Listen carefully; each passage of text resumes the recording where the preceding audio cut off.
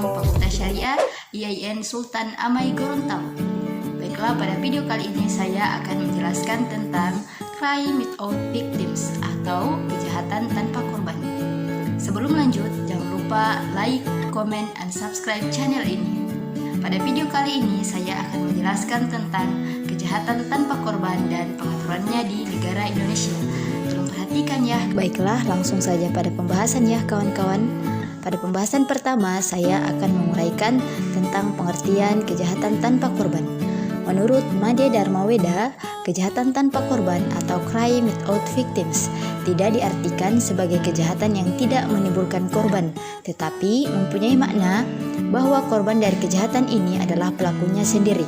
Dengan kata lain, si pelaku sekaligus sebagai korban kejahatan. Sementara dalam kategori kejahatan, suatu perbuatan jahat haruslah menimbulkan korban, dan korban itu adalah orang lain. Seperti kata pepatah, an act must take place that involves harm inflicted on someone by the actor. Artinya, apabila hanya diri sendiri yang menjadi korban, maka hal tersebut tidak dapat dikatakan sebagai kejahatan. Next ya kawan-kawan. Masuk pada macam-macam kejahatan tanpa korban. Jadi, macam-macam kejahatan tanpa korban terdiri dari 6 kejahatan. Yang pertama, tindak pidana aborsi. Yang kedua, tindak pidana gelandangan. Yang ketiga, tindak pidana homoseksual. Yang keempat, tindak pidana ketergantungan obat. Yang kelima, tindak pidana pelacuran. Dan yang keenam, tindak pidana perjudian. Selanjutnya, kita masuk pada pembahasan yang kedua, yakni pengaturan tindak pidana kejahatan tanpa korban di negara Indonesia. Adapun pengaturan tindak pidana korban di Indonesia. Untuk tindak pidana aborsi diatur dalam KUHP pada pasal 299, 346, 347, 348 dan 349. Diatur juga dalam Undang-Undang Nomor 36 Tahun 2009 tentang Kesehatan. Pasal 77 Undang-Undang Nomor 17 Tahun 2016 tentang penetapan peraturan pemerintah pengganti Undang-Undang Nomor 23 Tahun 2002 tentang perlindungan anak menjadi undang-undang. Dan untuk hal itu juga, selain diatur dalam hukum pidana umum, tindakan aborsi juga ini diatur dalam hukum pidana khusus. Next, tindak pidana gelandangan. Pengaturannya diatur pada pasal 505 Kitab Undang-Undang Hukum Pidana. Telah ditinjau bahwa tidak terdapat pola minimum terhadap pelaku tindak pidana gelandangan karena gelandangan hanya bersifat tunggal, yaitu terhadap pelaku hanya dikenakan pidana kurungan. Next, tindak pidana homoseksual. Pengaturannya yang pertama diatur dalam pasal 292 Kitab Undang-Undang Hukum Pidana.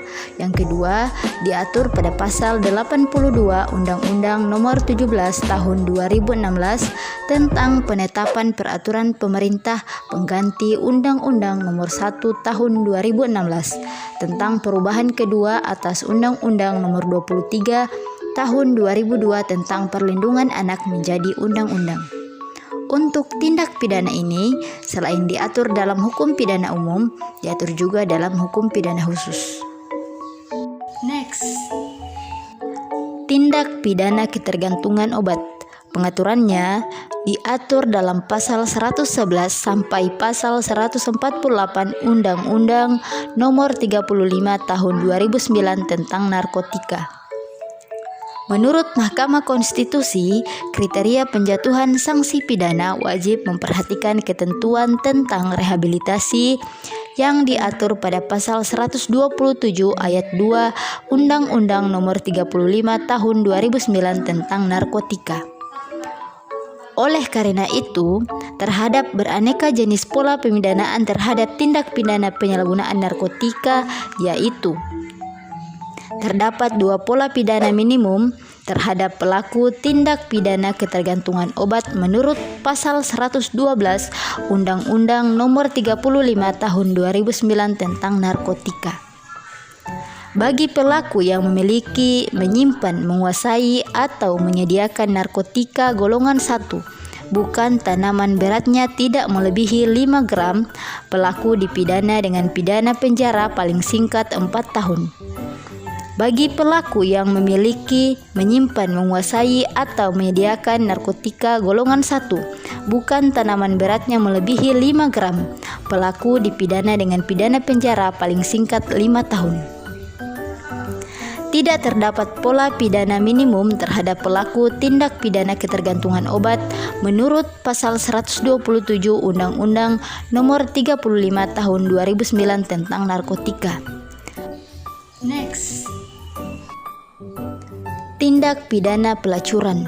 Ketentuan pidana dalam tindak pidana pelacuran hanya ditujukan kepada pihak-pihak tertentu.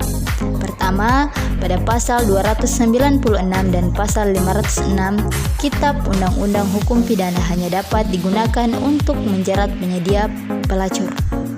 Sedangkan pada pasal 74 Undang-Undang Nomor 13 Tahun 2003 tentang Ketenagakerjaan digunakan untuk menjerat pelaku yang mempekerjakan anak sebagai pelacur. Pada pasal 7 Undang-Undang Nomor 21 Tahun 2007 tentang Pemberantasan Tindak Pidana Perdagangan Orang hanya dapat digunakan untuk menjerat pelaku yang memperdagangkan manusia untuk tujuan pelacuran. Pasal 30 Undang-Undang Nomor 44 Tahun 2008 tentang pornografi hanya dapat digunakan untuk menjerat pelaku.